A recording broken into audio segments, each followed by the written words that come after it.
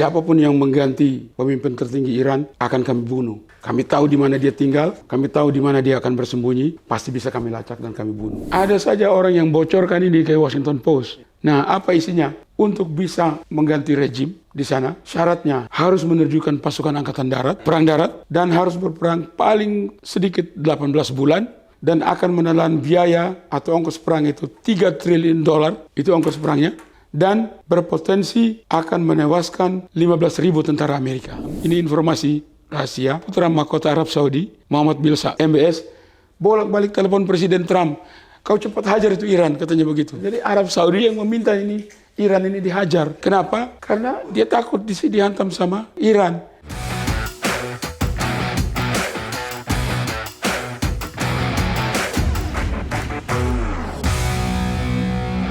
Kembali bersama saya di Abraham Samad Speak Up.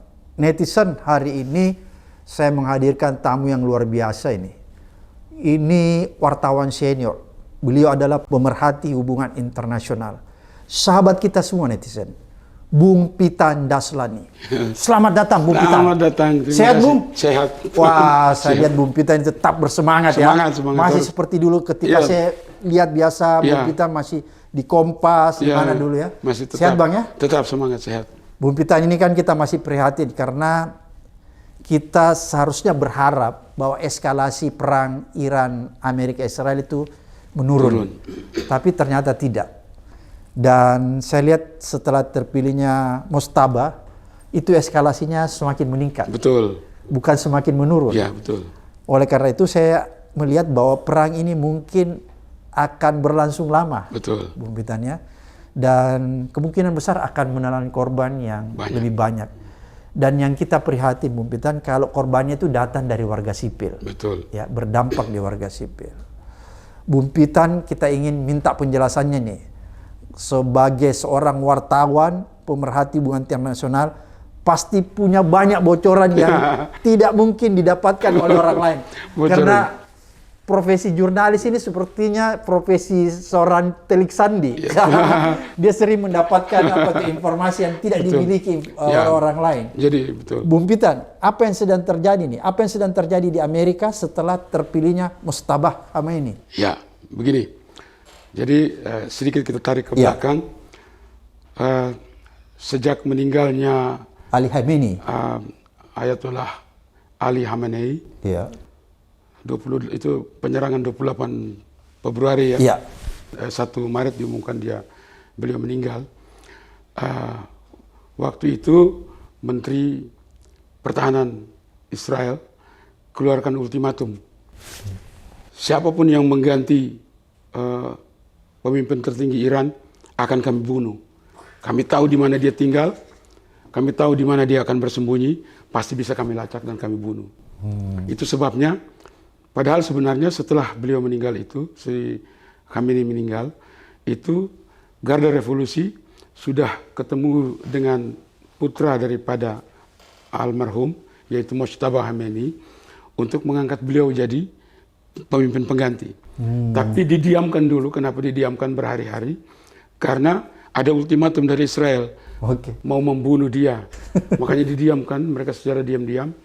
Tapi kemudian akhirnya diumumkan juga berapa hari lalu itu beliau yang mengganti. Nah, Mojtaba Khamenei ini adalah tokoh yang selama ini selalu berada di belakang layar. Dia tidak pernah tampil ke depan seperti yang lain-lain. Dia selalu berada di belakang layar, tapi dia pengatur strategi. Dan dia otak daripada gerakan-gerakan yang dilakukan oleh ayahnya. Jadi dia sangat menguasai medan. Nah, apa yang terjadi? Tipikal panglima perang dia. Ya, seperti gitu. Tanggal 9 Maret kemarin, jam 11.47. Jadi kalau itu waktu Washington, jadi berarti tanggal 10 Maret siang waktu kita. Itu Mojtaba Khamenei memberikan pidato selama 12 menit. 12 menit pidato disiarkan kepada rakyatnya. Teks pidato itu dikirim lewat jalur diplomatik Switzerland, pergi ke Kementerian Luar Negeri Amerika. Jadi mereka dapat teks lengkap. Jadi Amerika dapat ya? Amerika dapat. 6 menit pertama dia uraikan apa yang dia sebut dosa-dosa Amerika. 1, telah membunuh ayahnya. 2, telah membunuh puluhan ahli-ahli nuklir Iran. Okay. Ada sekitar 22 ahli nuklir Iran sudah dibunuh oleh Amerika dan Israel, gitu. Dan yang ketiga adalah telah memberikan sanksi yang begitu berat kepada Iran sejak 1979. Itulah dosa-dosa. Yang keempat adalah mau saja mengikuti agenda Israel. Itu juga bagi Iran adalah sebuah dosa yang tidak bisa diampuni. Nah, itu dia uraikan 6 menit pertama. 6 menit kedua, dia kemukakan tuntutannya. Jadi, tadinya orang pikir dia akan bersembunyi karena mau dibunuh sama Israel sama Amerika. Ternyata dia tampil dan dia kemukakan tuntutannya. Jadi dia menuntut Dia menuntut balik ke Amerika. 3 tuntutan dia berikan. 1, Amerika harus tarik semua pasukan di semua negara Arab. Syria, Irak, Lebanon, Kuwait, Bahrain, Uni Arab Emirat, Saudi Arabia. Harus keluarkan semua pasukan Amerika dari situ. Ada 52.000 tentara Amerika di kawasan itu. Ya, itu Mojtaba Khamenei bilang, tarik mereka keluar dari situ. Karena itu bukan tanah kamu. Keluar. Dia bilang begitu. Itu tuntutan yang pertama. Tuntutan yang kedua, dia bilang, cabut semua sanksi yang telah diberlakukan dari 79 sampai sekarang. Itu sekitar 30.000 objek ekonomi Iran itu dikenakan sanksi. Embargo itu ya? Embargo itu ya. Termasuk sektor pelayaran, sektor penerbangan, termasuk 700 entitas bisnis. Jadi perusahaan dan pengusaha-pengusaha. Itu asetnya di luar negeri diblokir semua. Dan mereka tidak bisa berdagang. Sektor perbankan dikenakan sanksi, gitu. Jadi Iran itu tidak bisa menggunakan sistem pembayaran SWIFT untuk transfer keuangan itu. Iran tidak bisa pakai itu. Itu harus dicabut semuanya. Padahal 14 Juli 2015 itu 5 negara anggota tetap Dewan Keamanan PBB dengan Jerman dan Uni Eropa membawa Iran ke meja perundingan nuklir di Wina, dan mereka menyepakati yang disebut nuklir deal. Dalam nuklir deal itu, Iran dibatasi pengayaan uranium sampai 3,67%, sebanyak kurang dari 300 kg. Itu. Dan kompensasinya adalah Iran boleh masuk kembali ke dalam sistem SWIFT pembayaran itu. Iran boleh menjual ke pasar dunia minyaknya sampai 2,1 juta barel per hari, boleh, gitu. Tapi kemudian kan Amerika tarik diri keluar dan memperlakukan kembali semua sanksi itu. Itu yang Mojtaba Khamenei minta, cabut semuanya itu. Dan yang ketiga, jadi tuntutan pertama, keluarkan pasukan dari daerah negara-negara Arab. Yang kedua, cabut semua sanksi yang sudah diberlakukan. Yang ketiga, bayar ganti rugi. Oh, dia tuntut bayar ganti rugi. Atas karena kerugian. dalam kalkulasi dia, sejak 79 sampai sekarang, Iran seharusnya sudah mendapat penghasilan 800 miliar dolar. Tapi gara-gara ada sanksi ini, maka tidak bisa dapat penghasilan itu. Karena itu dia bilang sekarang, jangan 800 dulu, bayar 500 dulu. Bayar 500 miliar dolar dalam 10 tahun. Dicicil dalam 10 tahun. Dia kasih keringanan. Dia kasih keringanan. Bayar dulu 500 miliar dolar dalam 10 tahun. Gitu.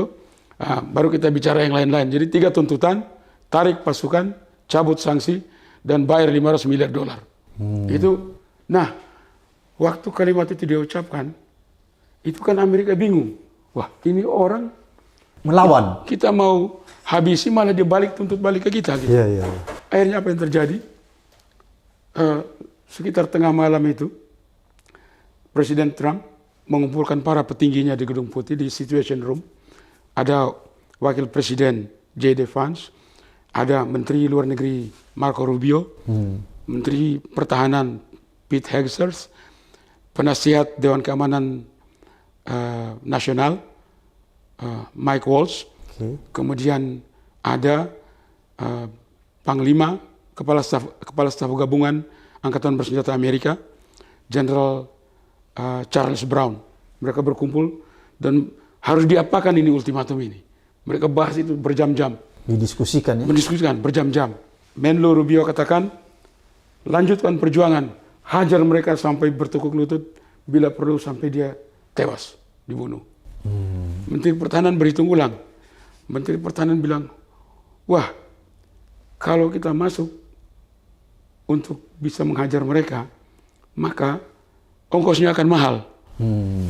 Dan kalau kita tidak berhasil, maka pamor kita akan rontok di hadapan sekutu-sekutu di Eropa dan sekutu-sekutu di Asia. Tidak akan orang percaya kita kalau kita tidak bisa kalahkan mereka. Bisa berpaling ya? Bisa berpaling. Oke. Bisa mengubah peta itu. Iya. Orang jadi tidak percaya mereka. Jadi berhitung yang matang. Nah, jadi mereka berdebat bagaimana yang harus dilakukan itu. Nah, tapi ternyata sidang itu berakhir dengan kesimpulan tidak mengambil kesimpulan. Kesimpulannya adalah tidak mengambil kesimpulan. Diendapkan dulu, sambil mencari bagaimana caranya supaya ada exit strategi. Cari jalan keluar yang terhormat supaya tetap gagah dan tidak terkesan seperti kalah atau menyerah kepada Iran. Itu situasinya. Maka yang harus dilakukan Amerika adalah harus terus menggempur supaya tampak selalu tetap kuat. 5 jam setelah mereka rapat, Washington Post bocorkan rahasia. Rupanya ada yang bocorkan dokumen analisis pertahanan tentang perang ini yang dilakukan oleh Pentagon.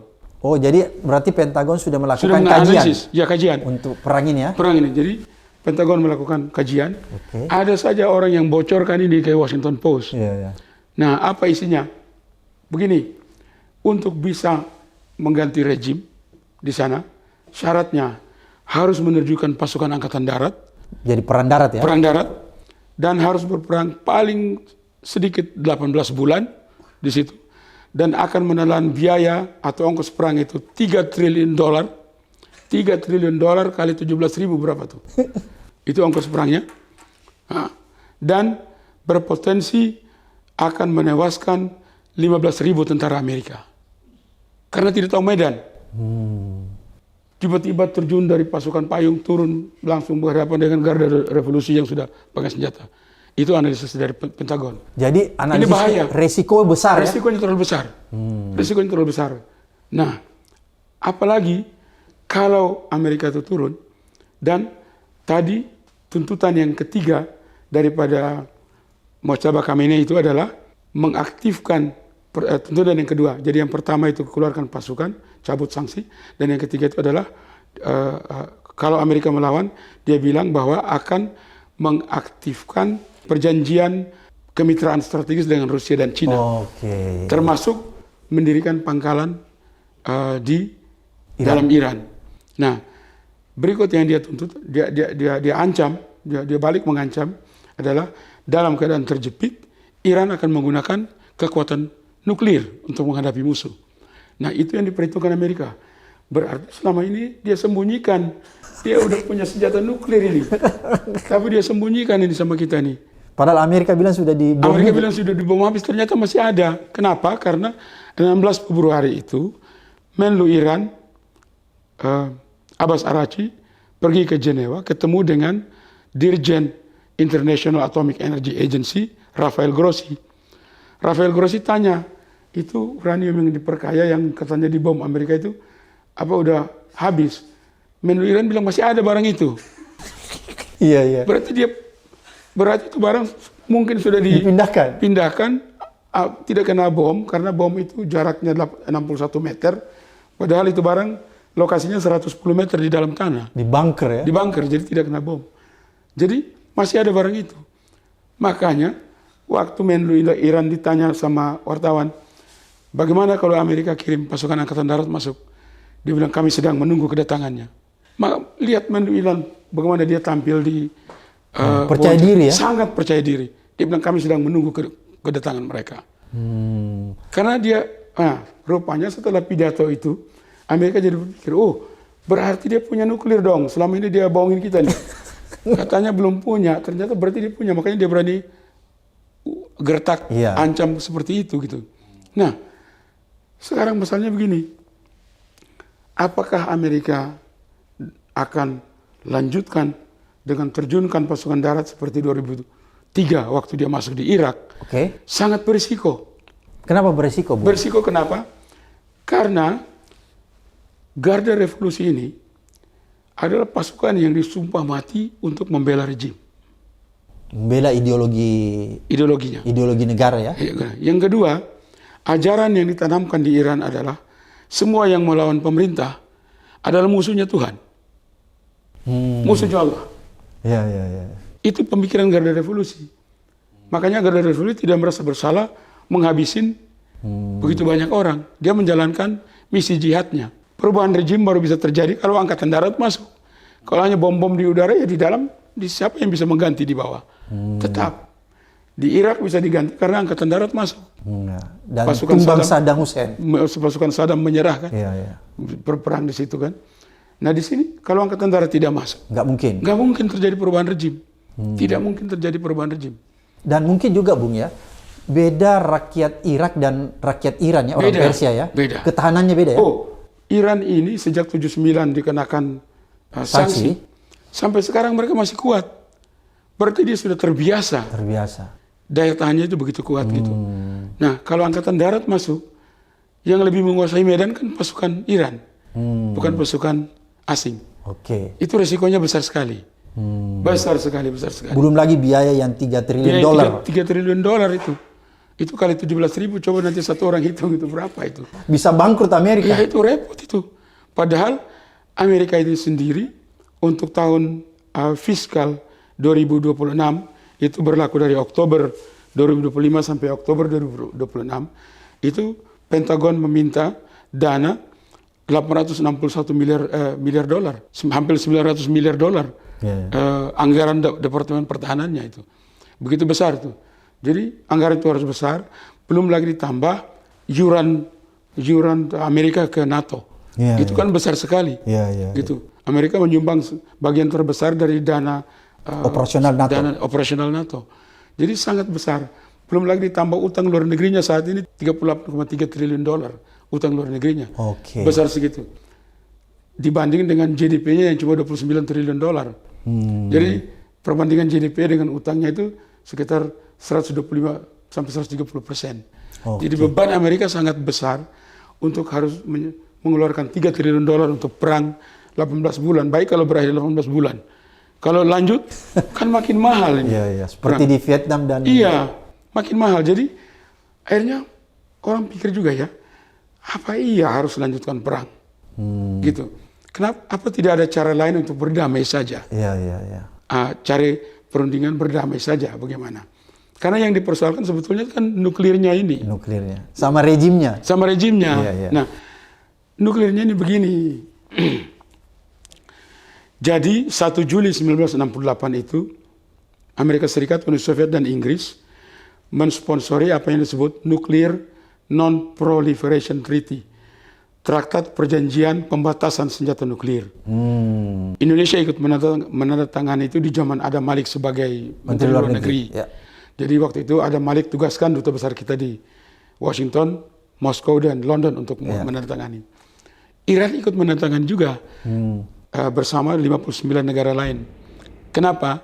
Karena traktat itu melarang penyebaran senjata nuklir, melarang tidak boleh negara nuklir membangun senjata nuklir bagi negara non-nuklir. Tapi tidak ada larangan produksi senjata nuklir. Maka Iran mau tanda tangan.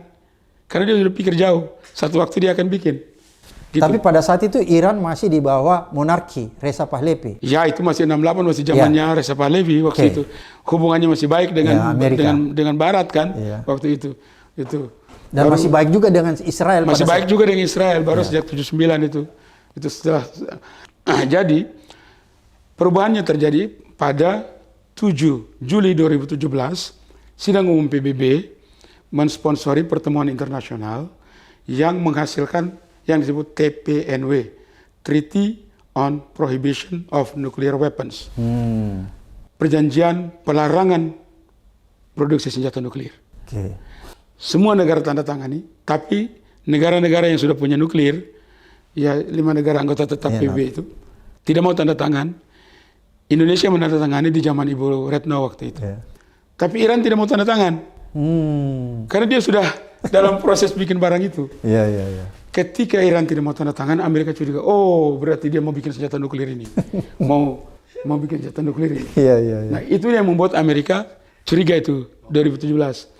8 Mei 2018, Donald Trump tarik Amerika keluar dari perjanjian nuklir deal itu. Gitu. Okay. Tarik Amerika keluar dari perjanjian nuklir deal itu, lalu memberlakukan kembali semua sanksi. Nah itu yang permusuhan jadi meningkat di situ. Jadi masalahnya adalah, jadi orang bertanya, kenapa negara lain boleh punya senjata nuklir, kenapa Iran dilarang? Nah, secara hukum alasannya adalah karena hitam di atas putih, Iran sudah tanda tangani Traktat 68 dan dia tidak mau tanda tangani Traktat larangan produksi, jadi dia tidak terikat dengan larangan produksi. Makanya dia bisa bebas ini. Yang kedua, kesepakatan JCPOA yang ditandatangani Iran dengan 5 negara anggota tetap Dewan Keamanan plus Jerman dan Uni Eropa, itu 14 Juli 2015, itu sekarang tidak berlaku lagi karena sudah berakhir. Jadi Iran tidak diikat oleh terikat oleh perjanjian itu, sehingga dia berhak membuat senjata nuklir. Sementara permintaan Amerika itu 4. Jadi kenapa jadi Amerika? Apa alasannya? Apa tujuannya Amerika serang Iran? Ada 4. Menurut Menteri Pertahanannya dan Menteri Luar Negeri, 4 tujuan. Pertama, Amerika ingin melumpuhkan senjata nuklir, program nuklir Iran. Kedua, lumpuhkan produksi ballistic missile. Karena ballistic missile ini tidak seperti Tomahawk. Tomahawk kan terbang lurus begini. Ballistic itu dia terbang lewat keluar angkasa dulu. Kayak roket. Kayak roket kan keluar angkasa dulu baru menghujam ke Jadi bumi, nggak bisa dideteksi oleh radar. Itu bahaya tuh. Ya, nah ini Iran punya, sebelum perang itu ada 3.000 pucuk ini. Missile itu ya? Sekarang estimasi para analis militer sekitar 1.500 sampai 2.000. Mungkin sekitar 2.000 lah yang masih dia punya ballistic missile. Nah ini yang sangat berbahaya karena ballistic missile ini bisa dipasang hulu ledak nuklir. Bisa dipasang hulu ledak nuklir. Kalau dia pasang hulu ledak nuklir kan itu bahaya sekali, kayak bom Hiroshima itu kan tidak turun langsung ke tanah. Berapa kilometer dari atas dari permukaan tanah dia ledakan di situ. Jadi bomnya itu menghujam begitu kan. Itu berapa radius itu kilometer itu kan hancur semua. Itu yang paling ditakuti. Itu yang paling ditakuti. Dan Amerika dan Israel mencurigai bahwa moncong senjata Iran ini ditujukan kepada Israel dan negara-negara Arab yang punya pangkalan militer Amerika. Makanya 1 bulan sebelum Amerika menyerang itu, ternyata secara diam-diam, ini informasi rahasia, Pangeran Putra Mahkota Arab Saudi, Muhammad bin MBS, bolak-balik telepon Presiden Trump, kau cepat hajar itu Iran, katanya begitu. Cepat hajar itu Iran. Jadi Arab Saudi yang meminta ini Iran ini dihajar. Kenapa? Karena dia takut dihantam sama Iran. Karena dia tahu bahwa ada pangkalan di situ. Ini pada pangkalan Amerika, dan dia tahu bahwa Iran sudah punya nuklir. Makanya Arab Saudi bilang, si MBS bilang, kalau Iran punya 1 senjata nuklir, saya juga punya 1. Saya harus punya 1. Makanya kemarin itu, November 2025, itu Amerika dengan Arab Saudi sudah menandatangani kesepakatan pertahanan. Kesempatan pertahanan untuk Amerika sebagai payung militernya menjaga Amerika. Yang belum disepakati adalah, masih di Kongres, itu adalah permintaan Arab Saudi supaya Amerika membangun nuklir Iran. Tapi dengan perang ini Arab Saudi akan desak, bangunlah saya punya nuklir karena Iran sudah punya. Jadi Arab Saudi akan mengarah punya nuklir juga. Menuntut juga. Supaya ada perimbangan kan. Ini ada kekuatan Sunni dan kekuatan Syiah di Asia Barat yang sama-sama kuat. Iran ini sekarang dia serang ke semua negara Arab ini untuk tunjukkan dia yang paling kuat di antara semua negara-negara situ. Gitu. Dia Persia, dia ingin munculkan kekuatan Cyrus the Great dulu kan. Begitu. Tapi Arab Saudi nggak mau. Arab Saudi bilang saya lebih besar. Gitu. Makanya MBS bilang kalau Iran punya 1 nuklir, saya harus punya 1. Sekarang dia sudah, itu juga sebabnya dia suruh Amerika hajar itu Iran kan. Dia yang bolak-balik minta supaya segera dihajar. Oke. Nah itu yang orang nggak tahu. Jadi ini ada pertarungan kawasan juga. Pertarungan kawasan juga. Oke. Pertarungan kawasan ini. Ini makin seru. Semakin seru ya, Bu? Makin seru. Karena Nanti, semakin kompleks. semakin kompleks. Jadi apa yang akan terjadi? Yang untung itu Rusia. Kenapa, Bu? Jadi begini. Rusia dan Tiongkok. Ya, sekarang akan orang bilang bahwa ini sebentar lagi Rusia masuk bantu berdiri di belakang Iran, Cina masuk bantu. Begini, untuk satu negara bisa membantu negara lain secara militer kirim pasukan, itu kan harus disetujui oleh parlemennya. Kongresnya ya. Iya toh, parlemen negara itu harus setuju dulu, Oke. baru bisa kirim pasukan kan. Kita juga begitu kan. Presiden tidak mungkin kirim pasukan kalau DPR tidak setuju. Nah, parlemen akan bilang, lah kita harus ada punya perjanjian pertahanan bersama dulu kan. Nah, Iran tidak punya perjanjian pertahanan bersama dengan Rusia dan Cina. Oke. Yang punya itu adalah Rusia dengan Korea Utara. Oke. Jadi kalau Korea Utara diserang, Rusia wajib bantu. Rusia diserang, Korea Utara wajib bantu. Makanya Rusia, Ukraina, Korea Utara terlibat. Makanya Korea Utara kirim 10.000 pasukan kan ke sana. Iya. Cuma saya dapat informasi dari teman di Rusia, ini Korea Utara masuk ke Ukraina karena dilihat orang Rusia dengan orang Ukraina sama, tentara Rusia dibunuh juga.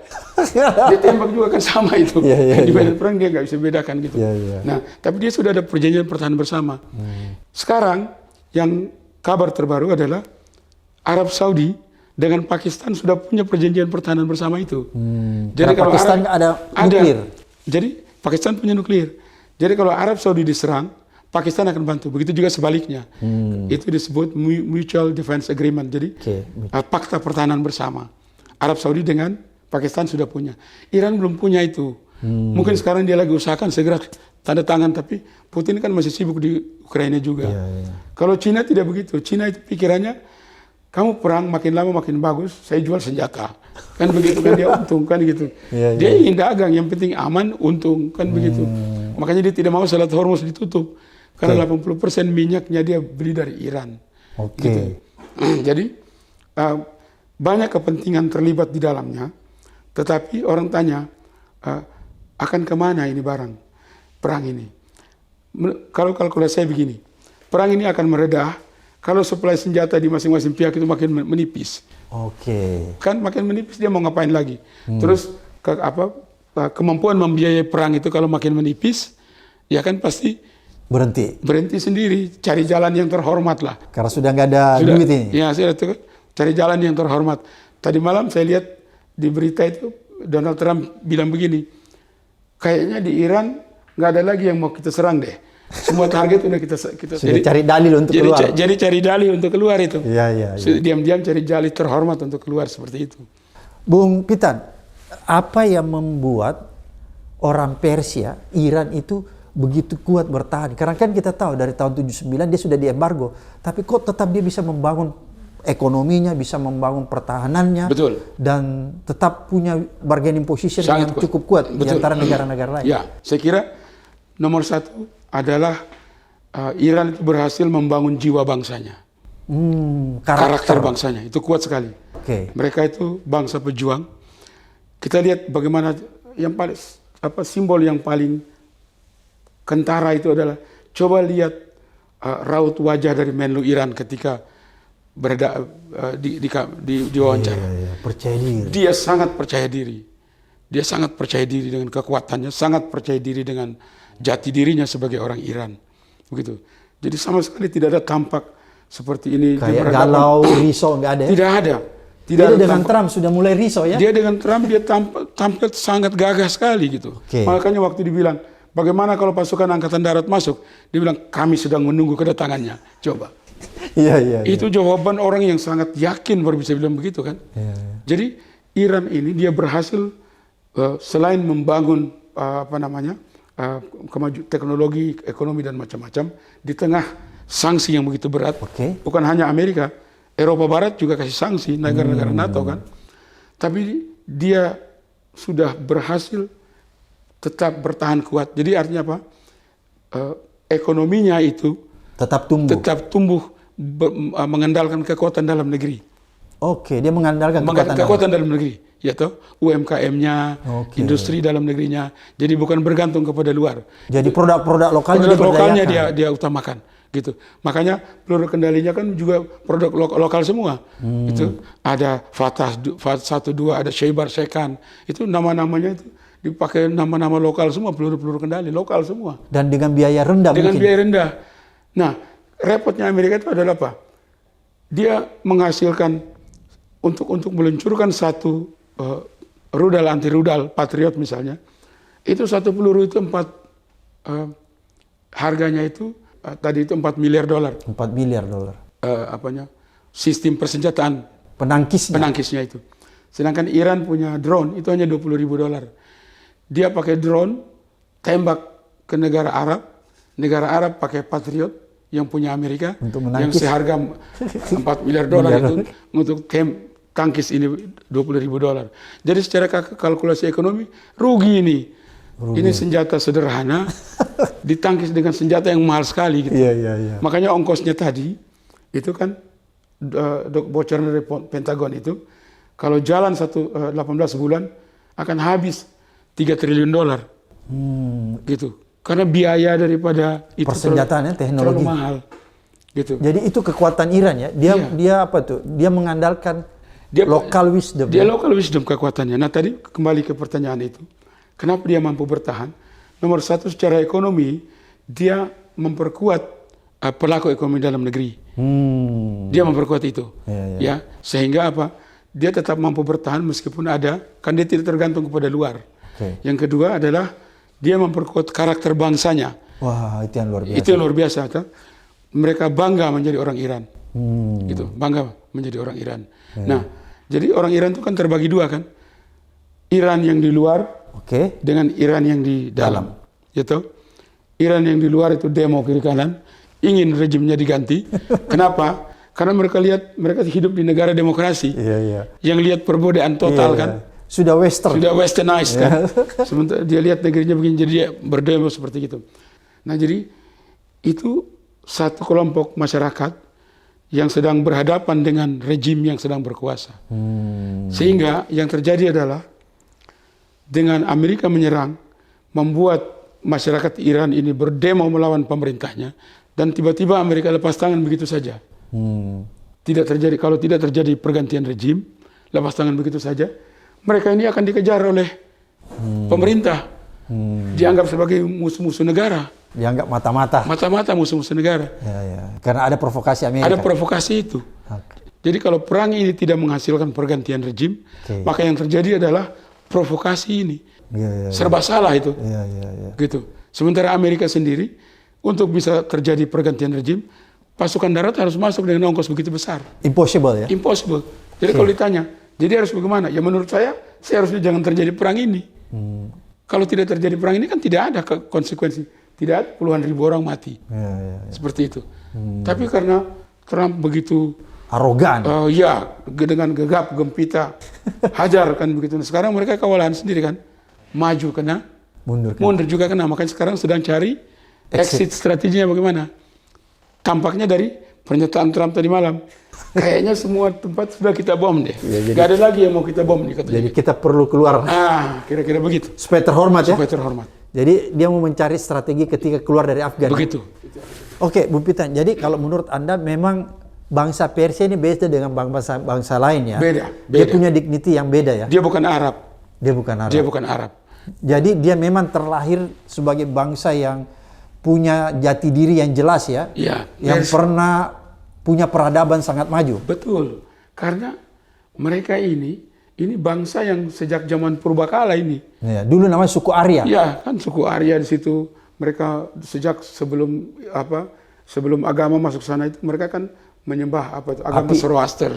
Kita menyembah matahari dan segala macam. Itu sejak zaman dulu di Mesir ada Firaun.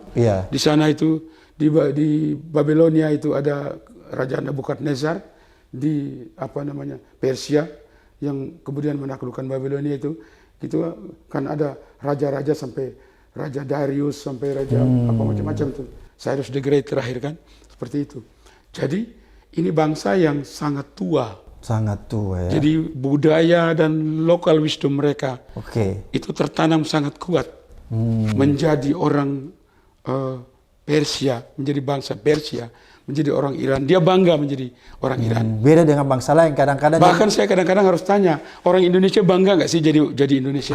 Itu pertanyaan yang perlu dijawab itu, Bung Pitan. Orang Indonesia Saya bangga khawatir tidak itu jadi orang jawabannya bisa jadi bias. Nah itu. Ya, karena melihat kehidupan kita yang kadang-kadang meniru-niru Betul. gaya Barat kan. Betul. Beda dengan orang Iran. Beda dengan Iran. Dia bangga dengan bangsa sini.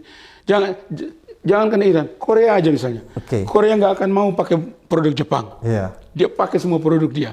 Gitu, dia bangga jadi bangsanya. Gitu. Lihat Iran betapa bangga Iran jadi bangsanya, orang Iran jadi bangsanya, seperti itu. Pertanyaannya, apakah orang Indonesia di masa sekarang bangga jadi Indonesia? Jadi berarti Bung Pitan mau katakan bahwa sebenarnya perang Iran dan Amerika dan Israel ini harusnya kita ambil hikmahnya ya? Hikmah, harus ambil pelajaran dari situ. Ada banyak pelajaran.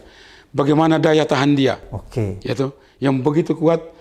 Dia bisa bertahan begitu kuat dan tetap kuat dan berani berperang, ya, tidak mundur melawan negara superpower, tidak mundur, dikeroyok kan, tidak mundur dia, tetap berani karena daya tahan dalam negerinya kuat, karena dia mengandalkan pelaku ekonomi dalam negeri, dia mengandalkan kekuatan SDM dalam negeri. Harusnya itu yang dilakukan Indonesia. Harusnya kita bisa begitu. Kalau kita mau bangsa kita besar seperti orang Persia, harus kita melakukan. Harus kita begitu. Sebenarnya kita sudah ada modal 1928 untuk pertama kalinya lagu Indonesia Raya itu didengungkan, tidak dinyanyikan karena takut ditangkap Belanda waktu Sumpah Pemuda kan. Jadi W.R. Supratman itu hanya dengan main biola dan suling waktu itu, main biola gitu.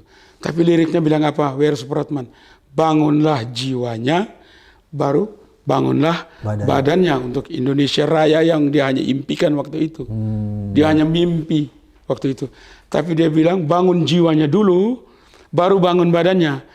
Selama ini kita nyanyikan setiap 17 Agustus, setiap acara kenegaraan, nyanyi Indonesia Raya, bangunlah jiwanya, bangunlah badannya untuk Indonesia. Tapi tidak mengerti apa artinya itu. Kita sibuk membangun fisik, tapi kita lupa membangun karakter bangsa. Kita lupa membangun jiwa. Itu sebabnya tidak heran ketika Pak Abraham Samad masih jadi pimpinan KPK, begitu banyak orang yang ditangkap KPK adalah sarjana semua kan? Dan merasa tidak bersalah. Merasa tidak bersalah kan? Ketawa aja dia. Ketawa kan? Nggak rasa malu. Bagaimana bisa orang semakin tinggi sekolah, gitu, semakin pintar untuk korup? Ya, kenapa? Itu kan di zaman Bapak. Itu tanda bahwa kita hanya sibuk membangun badan, fisik, tapi kita lupa membangun jiwa. Karakter ya. Karakter kita lupa. Iya. Sampai sekarang kan. Dan coba lihat generasi sekarang. Generasi sekarang ini kan lebih instan, ke barat-baratan. Dia tidak, apakah dia bangga jadi orang Indonesia? Kita harus tanya tuh. Kita harus tanya itu. Jangankan generasi, apakah para pejabat-pejabat kita ini benar-benar bangga jadi Indonesia? Jangan-jangan dia bangga menjadi orang Barat. Jangan-jangan gitu. Nah, bagaimana? Nah, makanya kalau betul kita bangga jadi orang Indonesia, pejabat kita jangan ada yang pakai barang luar negeri dong. Pakai handphone, kayak handphone saya ini buatan dalam negeri. Pakai handphone buatan dalam negeri. Kalau begitu besok kita ganti. Ganti ini dong. Kita ganti. Ya tuh, handphone buatan dalam negeri, mobilnya pakai buatan dalam negeri, produknya dalam negeri. Itu baru bukti kita bangga jadi orang Indonesia. Itulah kekuatan Persia. Itulah kekuatannya, itulah Iran. Dia bangga jadi negerinya, jadi dirinya sendiri. Kita kan lebih bangga. Bahkan para pejabat ini lebih asik pakai barang-barang luar negeri kan, branded yang luar negeri semua kan. Makanya UMKM kita nggak bisa hidup. Karena kita menghidupi orang luar dan tidak membesarkan kekuatan dalam negeri kita sendiri.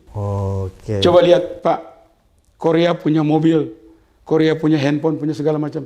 Kita dari zaman dulu mau bikin mobil Timor nggak jadi, mobil apa lagi? SMK, ya toh. Sekarang mau.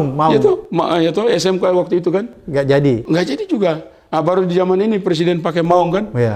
Mudah-mudahan jadi. Mudah-mudahan semua pejabat pakai begitu dong. Kalau betul bangga jadi Indonesia. Harus konsisten ya? Harus konsisten dong. Kalau barang-barang yang kita pakai, apalagi ditunjukkan kepada umum, ternyata ada produk Indonesia, tapi kita lebih suka pakai produk asing. Berarti harus kita tanya, apakah kita betul bangga jadi seperti orang Iran? Apakah betul kita bangga jadi orang Indonesia? Bung Pitan. apakah perang ini dengan terpilihnya Mujtaba semakin memperkokoh bahwa perang ini akan berlangsung lama? Itu pasti. Kalau Iran dan Israel tetap menekan, maka masyarakat Iran, gitu. Karena meskipun begini, contohnya begini, ada orang yang tidak suka kepada pemerintahnya. Oke. Ya, pemerintah Iran. Orang Iran ini tidak suka pemerintah Iran. Tapi tiba-tiba serangan ini membuat rumah dia hancur, perusahaan dia hancur, gedung dia, toko dia pada hancur, anak keluarganya mati, kan berubah pikirannya. Dia marah sama yang hancurkan. Dia marah sama yang hancurkan, kan begitu. Jadi dia marah sama Amerika. Dia akan marah sama Amerika. Sehingga semakin banyak penyerangan dilakukan, orang yang tadinya anti kepada pemerintah bisa berbalik. Bisa berbalik dong. Karena dia jadi korban, keluarganya pada tewas. Itu yang terjadi. Itu yang terjadi sekarang. Jadi Amerika salah strategi. Jadi dia meneruskan perjuangan ini akan membangkitkan semangat perlawanan di dalam negeri sendiri, di Iran. Semakin banyak itu. Sementara Iran ini sudah terbiasa hidup di bawah tekanan, di bawah sanksi, dan sudah berpengalaman perang bertahun-tahun. Dia sudah berpengalaman, dia siap berperang sampai kapan saja. Dan ongkosnya lebih murah daripada teknologi canggih yang dipakai oleh Amerika. Jadi serba salah gitu. Makanya saya bilang, perang ini kalau dilanjutkan, ongkosnya akan semakin mahal di pihak Amerika, korban juga akan berjatuhkan. Nah, sementara orang-orang yang tadinya tidak pro kepada Amerika, bahkan anti kepada pemerintahnya sendiri, bisa berbalik kalau dia menjadi korban. Itu situasinya bisa berbalik. Jadi tadinya yang sebenarnya tidak terlalu suka dengan rejim di Iran, tapi karena Amerika dan Israel membom, dia marah kembali. Dia marah dong. Gara-gara Amerika serang, bisa berbalik situasinya. Apalagi bangsa Persia kan bangsa yang punya jati diri ya. Punya jati diri. Dan kedua juga saya dengar Bang Pitan, apakah betul bahwa bangsa Persia itu adalah salah satu bangsa yang IQ-nya tinggi? Sangat tinggi. Sangat tinggi. Oh iya, mereka sangat tinggi IQ-nya. Dibandingkan dengan orang Eropa dan Israel, mana lebih tinggi? Begini lihat, semua ahli nuklir Iran itu adalah orang asli di Iran. Oh begitu. Tidak ada orang dari luar. Jadi semua ilmuwan nuklir Iran orang asli Iran. Bukan orang luar? Tidak ada orang luar. Itu sebabnya kenapa Mohsen Fakhrizadeh dibunuh. Itu Mohsen Fakhrizadeh itu adalah habibinya Iran waktu itu. Yang berada di garda terdepan mengembangkan nuklir. Pengembangan nuklir. Profesor Mohsen Fakhrizadeh. Dia dibunuh, kenapa? Setelah dia 21 lagi ilmuwan Iran itu asli orang Iran semua, asli Persia semua, asli Persia. Mereka sudah sampai bisa buat senjata nuklir, bisa buat macam-macam, asli. Kenapa itu bisa terjadi? Karena dia itu benar-benar ingin mengembangkan potensi SDM sendiri, tidak outsource, tidak mengembangkan dari luar. Dia mengembangkan anak-anak sendiri. Nah, harusnya kita begitu dong. Nah, saya punya pengalaman, Pak. Satu waktu saya mau ke Brazil, saya sowan ke duta besar Brazil. Setelah ketemu dia minta petunjuk kan, kemudian saya harus kemana gitu. Waktu mau pulang, saya udah sampai di pintu, beliau dari belakang tepuk bahu saya. Saya pikir mungkin saya lupa handphone kayak gitu. Saya balik gitu ya. Waktu saya balik dia bilang, terima kasih Pak, ahli-ahli yang dulu Pak Habibie kirim, sekarang kerja di Embraer. Oh, pabrik pesawat. Pabrik pesawatnya. Terima kasih, orang Indonesia hebat, dia bilang begitu. Coba, kenapa kita tidak bangga jadi diri kita sendiri? Coba. Kenapa justru bukan kita yang berdayakan mereka untuk memproduksi pesawat ya? Kenapa bukan kita? Kenapa bukan kita, coba? Jadi Indonesia punya potensi orang-orang hebat banyak sekali. Tapi tidak dimaksimalkan. Makanya banyak yang lari keluar kan? Lari keluar. Banyak orang-orang Indonesia yang jago-jago di luar tuh. Kenapa tidak masuk ke sini gitu? Nah, karena lingkungan tidak kondusif untuk mereka. Tidak dihargai. Beda dengan Persia ya? Iya. Pertanyaan paling sederhana, kenapa di Indonesia orang asing digaji lebih tinggi dari orang Indonesia? Wah, menarik. Kenapa? Itu saja sudah menggambarkan kita tidak percaya diri. Kita menganggap diri kita lebih rendah. Lebih rendah. Iya. Salahnya di mana? Karena tadi sejak 1928 W.R. Supratman bilang, bangun jiwa dulu baru bangun badan. Kita terbalik. Badan dulu dibangun. Badan kita bangun jadi gede, fisik. Sampai sekarang pamer, hedonisme macam-macam.